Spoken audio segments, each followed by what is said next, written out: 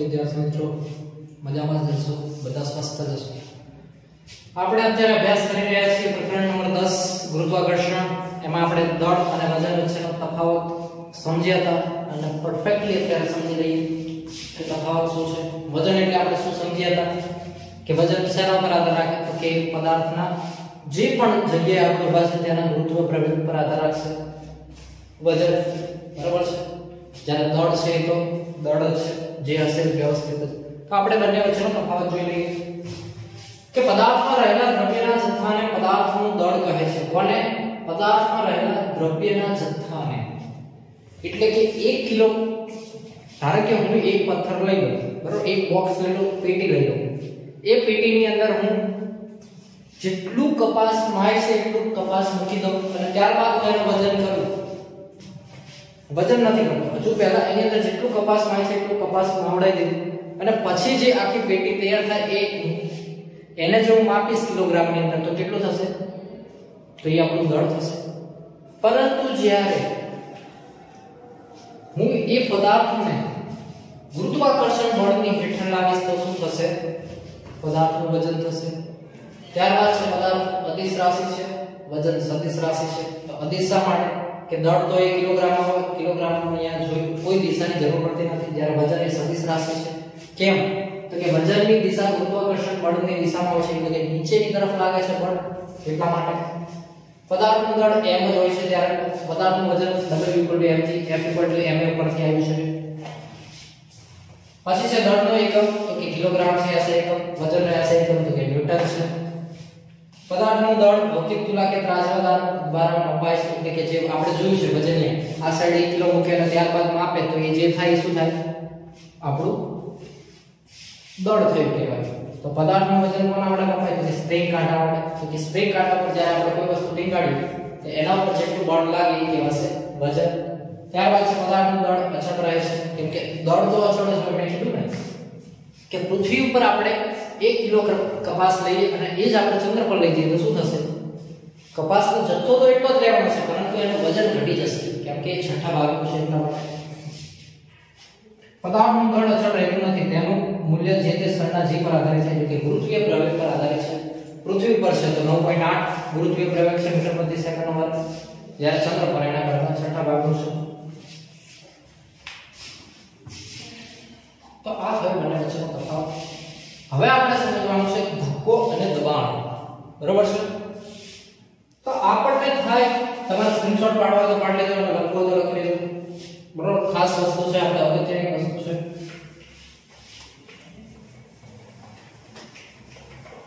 તો કે ધક્કો અને દબાણ આપણા માટે તો બંને સમાન જેવું છે, હજુ સુધી આપણે સમજ્યા નથી ત્યાં સુધી, ત્યારબાદ તો આપણા માટે બંને અલગ થઈ જશે, બરોબર? તો આપણે સમજીએ ધક્કો અને દબાણ વચ્ચે શું તફાવત છે।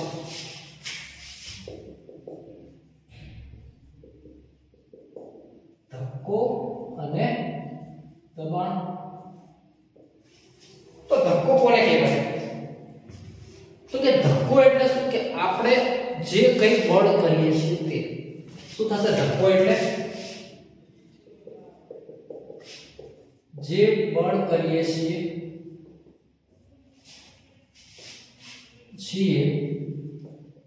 તે થશે ધક્કાને શું કહેવાશે? જે પણ આપણે કંઈ બળ કરીએ છીએ એને શું કહેવાશે? ધક્કો કહેવાશે, બરાબર? એટલે કે દળ ધક્કાનો એકમ શું થશે? તો કે ધક્કાનો એકમ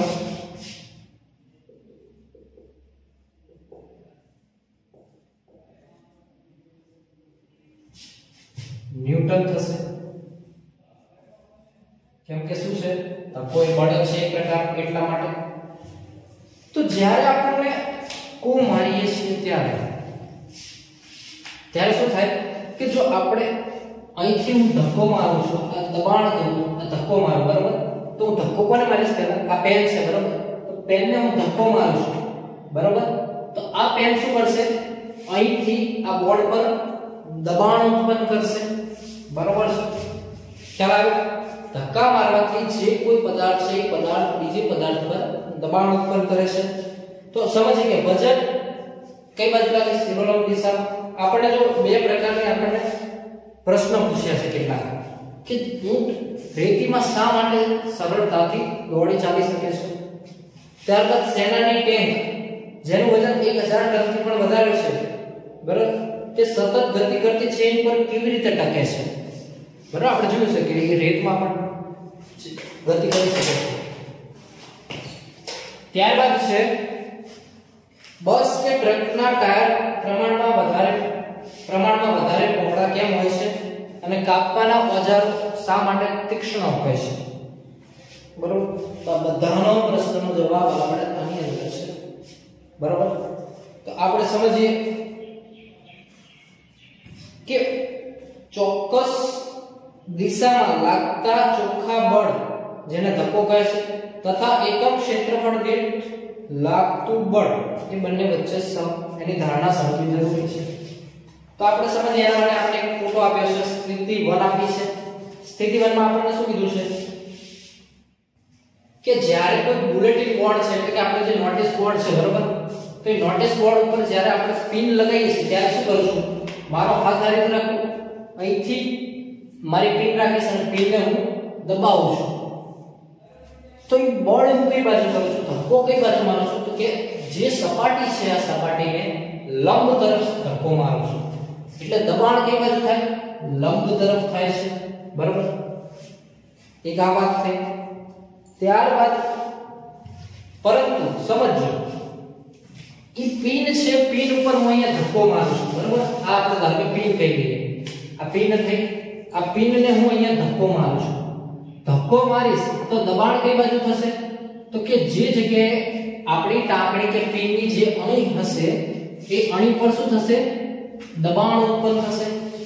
બરાબર છે, તો આપણે એ જ કીધું છે કે પિનના શીર્ષના સપાટીના ક્ષેત્રફળ બળ લગાડીએ ત્યારે બોર્ડની સપાટીને લંબ રૂપે બળ લાગે છે. બરાબર, કે આ સપાટી છે, સપાટીને આપણે આ બાજુ બળ આપીએ છીએ તો કેવી રીતે લાગશે, લંબ. આ બોર્ડ છે તો અહીંથી આપણે આપીએ તો લંબ તરફ બળ લગાડીએ છીએ. બરાબર, તો અહીં બળ આપણે ઓછું આપીએ છીએ.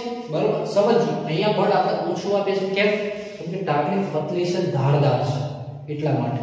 હવે એ જ રીતે બીજી સ્થિતિ વિચારીએ કે જો આપણે રેતી છે, રેતી પર ઊભા રહીએ તો આપણે આપમેળે અંદર ખૂંચાઈ જઈએ છીએ. પરંતુ જો આપણે રેતી પર સૂઈ જઈએ તો શું થશે, તો આપણે જેટલા પ્રમાણમાં અંદર ખૂંચાઈ જઈએ છીએ એટલા પ્રમાણમાં ખૂંચાશું નહીં. તો એનું કારણ શું, તો એનું કારણ છે દબાણ. શું છે, દબાણ. તો દબાણ શેના પર આધાર રાખે છે, તો દબાણ એ આપણે જે ધક્કો મારીએ છીએ, ધક્કો અને ક્ષેત્રફળ શેના પર આધાર રાખે છે, દબાણ એ ધક્કો અને ક્ષેત્રફળ પર. બરાબર છે, તો કે કઈ રીતે રાખે, તો ધક્કો એટલે તો કહેવાય કે કોઈ સપાટીને લંબ રૂપે લાગતા બળને શું કહેવાય, જે બળ કરીએ છીએ તેને, પણ કેવી રીતે, સપાટીને લંબ રૂપે, તેને શું કહેવાય, ધક્કો કહેવાશે. બરાબર છે, તો જો આપણે ટાંકણી વાળું ઉદાહરણ લઈએ અને રેતી વાળું, તો ટાંકણી છે, ટાંકણી એ સપાટી પર કેટલું ક્ષેત્રફળ રોકશે, ક્ષેત્રફળ કેટલું છે, તો કે સાવ નાનું છે ટાંકણી. જ્યારે ધક્કો કેવો લગાવીએ છીએ, થોડો, તો દબાણ કેટલું થાય છે, ઓછું. બરાબર, શા માટે, ધક્કો ઓછો લગાવીએ છીએ, ક્ષેત્રફળ છે, બોર્ડનું ક્ષેત્રફળ કેવું છે, ઘણું મોટું છે, તો દબાણ કેવું થશે, ઓછું થશે. તો હજુ આપણને એમ થશે કઈ રીતે સાહેબ કે ટાંકણી ઉપર જે આપણે ધક્કો લગાવીએ છીએ, બરોબર, એ તો ઓછો લગાવે, પરંતુ એની સામે જે ક્ષેત્રફળ છે, ટાંકણી જે બોર્ડનું ક્ષેત્રફળ છે એ કેવું છે, ખૂબ મોટું છે. તો આ મોટું છે, આ નાનું, તો આપણું દબાણ કેવું થશે, ઓછું થશે. બરાબર, એ જ રીતે ઉલટું વિચાર, ઉલટું એટલે કઈ રીતે કે રેતી પર જ્યારે આપણે ઊભા છીએ, બરાબર, ત્યારે જે મારા પગ દ્વારા જે ક્ષેત્રફળ રોકાશે, બરાબર, એ કેવું હશે, ઓછું હશે. ત્યારે ધક્કો પણ ખૂબ જ લાગશે, કેમ કે મારું વજન ખૂબ છે, એટલે દબાણ કેવું થશે, વધારે થશે. બરાબર, કેમ કે ક્ષેત્રફળ એ નાનું છે, ધક્કો તો જેટલો લાગે છે એટલો જ છે. પરંતુ થશે શું, કે જ્યારે હું સૂઈ જઈશ ત્યારે મારું ક્ષેત્રફળ પહેલા આટલું જ લાગતું, બરોબર, આ બંને પગ છે, ત્યારબાદ હવે કેટલું લાગશે તો કે આખા મારા શરીર જેટલું. તો ક્ષેત્રફળ કેવું વધી ગયું, વધી ગયું. ધક્કો તો કેટલો છે, આ તો એટલો ને એટલો છે, તો ક્ષેત્રફળ વધી ગયું, ધક્કો એટલો ને એટલો છે.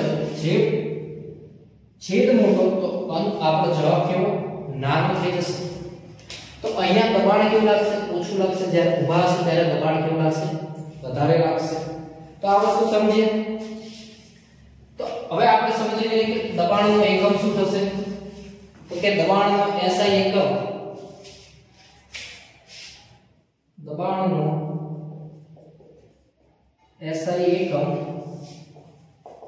ધક્કો એટલે ન્યૂટન થશે અને ક્ષેત્રફળ એટલે તો શું થશે, મીટરનો વર્ગ, બરોબર છે. તો કે મીટરનો વર્ગ. તો દબાણનો SI એકમ શું થશે, ન્યૂટન પર મીટર સ્ક્વેર. અથવા બીજો કયો થશે તો યાદ રાખજો, બ્લેઝ પાસ્કલના માનમાં, કોના, બ્લેઝ પાસ્કલના માનમાં દબાણનો SI એકમ શું છે, પાસ્કલ.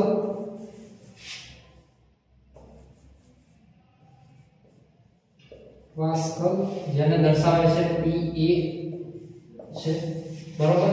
તો આ ખાસ યાદ રાખી લેજો.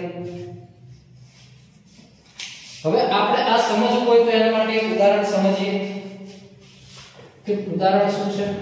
તો જો આપણને એક આપ્યું છે સમજમાં, તો હું ફટાફટ એ રકમ લખી લઉં કે જેથી આપણને સમજણ પડે. પછી તો આપણને આપ્યું છે એક બ્લોક આપ્યો છે, બરોબર. બ્લોક હું દોરી લઉં.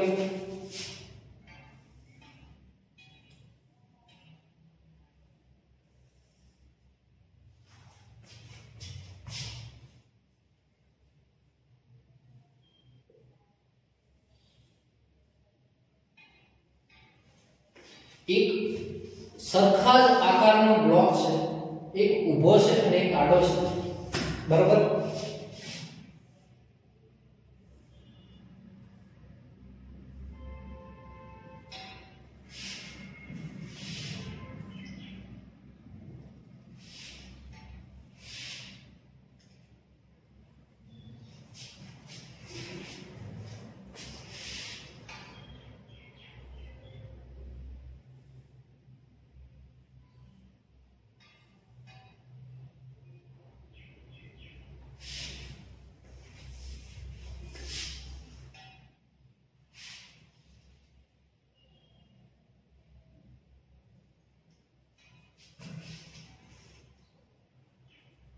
વિચિત્ર થઈ ગયો બ્લોક, પણ સમજી લઈએ આપણે.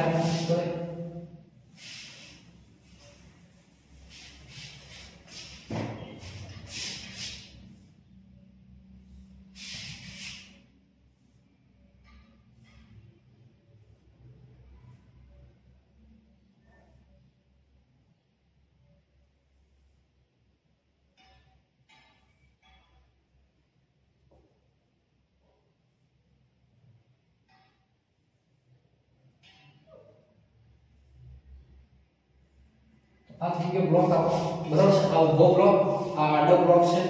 એમાં બ્લોકની ઊંચાઈ આપી છે આપણને 40 સેન્ટીમીટર, બરાબર. 20 સેન્ટીમીટર એની લંબાઈ આપી છે અને 10 સેન્ટીમીટર એની પહોળાઈ આપી છે. એ જ રીતે અહીંયા થશે કે 10 સેન્ટીમીટર એની ઊંચાઈ એટલે કે આરે આપી છે, 20 સેન્ટીમીટર એ આ થશે અને એની લંબાઈ છે 40 સેન્ટીમીટર, બરાબર. હવે આપણે શું કીધું કે એ બ્લોકનું દળ કેટલું આપ્યું છે, તો લખી લો અહીંયા કે બ્લોકનું દળ m બરાબર 5 kg. ત્યારબાદ આપણને આપ્યું છે બ્લોકનું પરિમાણ કે ક્યારે, જ્યારે બ્લોક ઊભો છે ત્યારે. તો હું લખી લઉં અહીંયા, આપણે કન્ડિશન 1 માટે જોઈએ કે બ્લોક ઊભી અવસ્થામાં છે ત્યારે ઉત્પન્ન થતું દબાણ બરાબર એ શોધવા માટે શું કહીએ કે દબાણ બરાબર શું થશે તો કે ધક્કો છેદમાં ક્ષેત્રફળ તો કે જ્યારે બ્લોક ઊભી અવસ્થામાં છે ત્યારે એનું ક્ષેત્રફળ કેટલું છે તો કે ક્ષેત્રફળ થશે એનું 40 ગુણ્યા 20 ગુણ્યા 10 અને ધક્કો એટલે કે બળ છે એટલે કે બળ કેટલું લગાડશે તો બળ કઈ રીતે શોધીશું આપણે તો આપણે બધાને ખબર છે કે બળ કેવી રીતે શોધીશું કે બળ F બરાબર mg m શું છે 5 g શું છે 9.8 તો F શું થશે તો કે આનો ગુણાકાર કરીએ એટલે બરાબર તો આપણે કેટલું મળે છે એ 49 ન્યૂટન બરાબર તો આપણો ધક્કો કેટલો થશે 49 ન્યૂટન તો આનો જવાબ શું આવશે દબાણનો તો જ્યારે આપણે સમજો કે આ ક્ષેત્રફળથી બરાબર છે ધક્કો આપણને મળી ગયો 49 ન્યૂટન હવે જ્યારે ઊભી અવસ્થામાં હશે ત્યારે એક ક્ષેત્રફળ કેટલું રોકશે તો કે એક ક્ષેત્રફળ માત્ર 20 ગુણ્યા 40 10 સેન્ટીમીટર નું રોકશે પરંતુ આપણને ખબર છે મીટરમાં છે તો ક્ષેત્રફળને આપણે મીટરમાં ફેરવીએ તો શું થશે સેન્ટીમીટરને મીટરમાં ફેરવવા માટે આપણે શું કરીશું 10 એટલે કે 100 વડે ભાગવા પડે બરાબર છે તો આપણે એને શું કરીએ તો કે પહેલા ક્ષેત્રફળ બરાબર 20 ગુણ્યા 10 કરીએ એટલે કે 200 સેમી નો વર્ગ બરાબર છે મીટરમાં ફેરવવું હોય તો 100 વડે ભાગીશું તો 0.2 મીટર વર્ગ બરાબર છે 0.02 મીટર નો વર્ગ તો આ થશે ક્ષેત્રફળ તો હવે આ કિંમત અને આ કિંમત બંને આમ મૂકી દઈએ તો આપણે શું મળશે દબાણ તો કે દબાણ બરાબર ધક્કો કેટલો છે 49 છેદમાં 0.02 બરાબર તો આને આપણે વ્યવસ્થિત રીતે લખીએ તો કે 49 ગુણ્યા 100 છેદમાં 2 બરાબર 50 ગુણ્યા 49 તો થશે શું જવાબ આવશે 2450 newton metre square minus metre square આવશે બરાબર છે હવે આ રીતે ઉલટી રીતે વિચારો કે જ્યારે શું છે બ્લોક આડી અવસ્થામાં હશે ત્યારે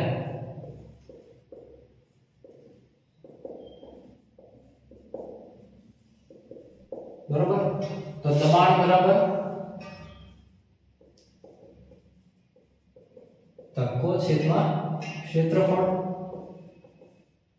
ધક્કો આપણને ખબર છે કેટલો લગાડશે તો કે 49 ન્યૂટન કેમ કે એનું દળ છે એટલે તો ધક્કો તો સેમ થશે પણ ક્ષેત્રફળ કેટલું થશે તો કે ક્ષેત્રફળ બરાબર કેટલું છે 40 હવે નીચેની સપાટી છે તો નીચે કેટલું રોકશે 40 અને અહીંયા 20 છે ઉપર વાળું તો રોકશે નહીં એટલે કે 40 ગુણ્યા 20 રોકશે બરાબર છે તો કે 40 ગુણ્યા 20 તો કેટલું થશે 4×8 800 સેન્ટીમીટર વર્ગ મીટરમાં ફેરવવું હોય તો 10000 વડે ભાગીશું તો થશે શું 0.08 મીટર વર્ગ તો હવે આપણે દબાણ શોધવું છે તો કે દબાણ બરાબર ધક્કો કેટલો છે 49 છેદમાં 0.08 પોઈન્ટ કાઢી નાખીએ તો 49 ગુણ્યા 100 છેદમાં 8 તો શું થશે જવાબ આનો તો જવાબ મળશે આપણને 612.5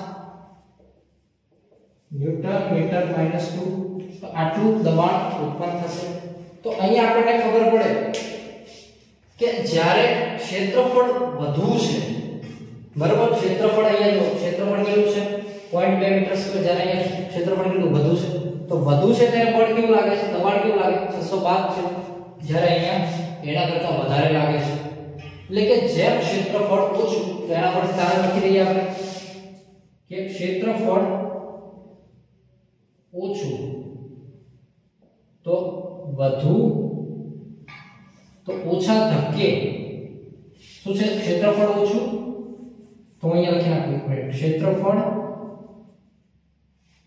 ધક્કો અને દબાણ, બરોબર છે। જેમ ક્ષેત્રફળ ઓછું, ધક્કો ઓછો તો દબાણ વધુ થશે, બરોબર। જેમ ક્ષેત્રફળ વધારે, ધક્કો ઓછો મારીશ તો દબાણ પણ ઓછું, ક્ષેત્રફળ વધારે, ધક્કો વધારે તો પણ દબાણ કેવું થશે? ઓછું થશે, બરોબર છે। કારણ કે ક્ષેત્રફળ વધારે છે તો ખ્યાલ આવે કે ઓછા ક્ષેત્રફળમાં ઓછો ધક્કો મારે તો દબાણ વધુ થાય, જ્યારે ક્ષેત્રફળ વધારે હોય ત્યારે દબાણ ઓછું કરીએ તો દબાણ પણ, ધક્કો ઓછો મારે તો દબાણ ઓછું થશે। ખ્યાલ આવે? તો આપણે ચોપડીમાં આપ્યું છે કે ઓછા ક્ષેત્રફળ સમાન મૂલ્યના બળો જ્યારે ઓછા ક્ષેત્રફળ પર લાગે ત્યારે વધારે દબાણ અને મોટા ક્ષેત્રફળ લાગે ત્યારે ઓછું દબાણ ઉત્પન્ન કરે છે, બરાબર। એટલે કે ધક્કો છે એ તો સમાન છે ત્યારની વાત છે, બરાબર। તો કે ઓછું ક્ષેત્રફળ હોય ત્યારે દબાણ વધુ થાય, વધારે ક્ષેત્રફળ હોય ત્યારે ઓછું થાય છે, બરાબર। તો હવે આના પછીનો એક ટોપિક છે જે આપણે આવતા વિડિયોની અંદર સમજીશું।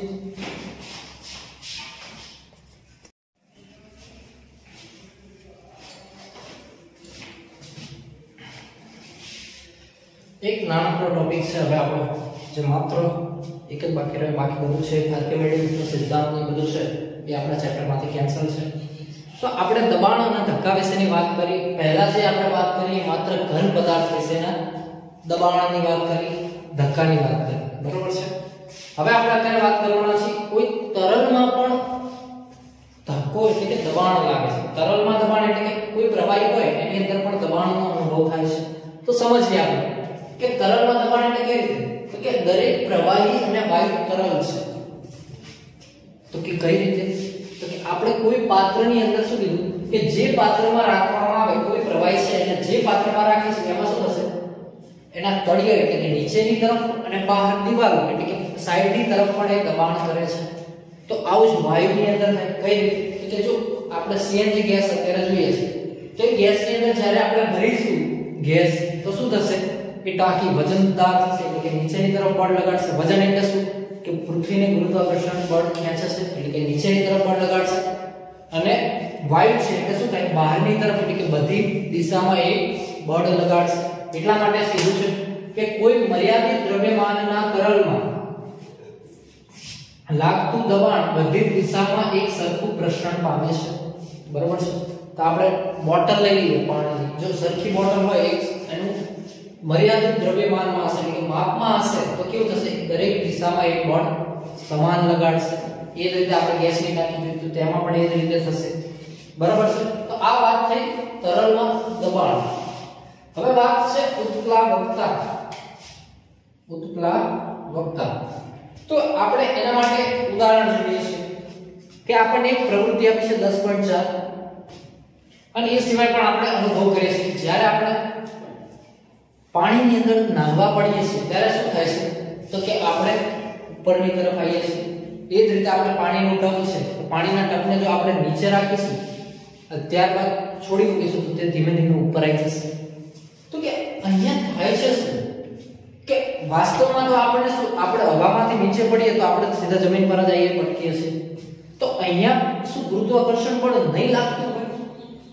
તો કે ના, ગુરુત્વાકર્ષણ બળ તો દરેક પદાર્થ પર લાગે છે, બરાબર। પૃથ્વીમાં કોઈ પણ જગ્યાએ રહેશું, પૃથ્વી શું વિશ્વમાં કોઈ પણ બે પદાર્થ વચ્ચે આકર્ષણ બળ લાગે છે ગુરુત્વાકર્ષણ બળ કહે છે।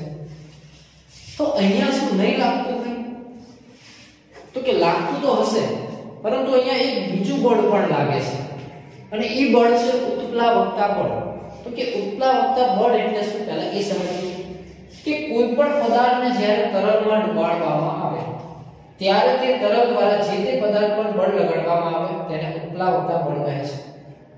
તો સમજીએ આને કઈ રીતે કે જ્યારે આપણે પાણીમાં ડૂબકી લગાવીએ છીએ ત્યારે થાય છે શું કે આપણે પાણીની અંદર ગુરુત્વાકર્ષણ બળના લીધે નીચેની તરફ જઈએ છીએ, પરંતુ એ તરલ પદાર્થ એટલે કે પાણી દ્વારા આપણા શરીરને ઉપરની તરફ એક બળ લાગે છે જે બળને કહે છે ઉત્પ્લાવકતા બળ। બીજું ઉદાહરણ સમજીએ, જો પાણી ભરેલી કોઈ બોટલ અથવા ખાલી ખાલી બોટલ હશે, બરોબર, પાણી ખાલી બોટલ લઈ આપણે ખાલી હવા ચુસ્ત બંધ કરેલી બોટલ એને બોટલને આપણે જો પાણી ઉપર મૂકીશું તો શું થશે? તરશે. ત્યારબાદ ધીમે ધીમે એને અંદર તરફ દબાઈએ તો શું આપણે બળ જે કરવું પડે એ વધતું જાય છે.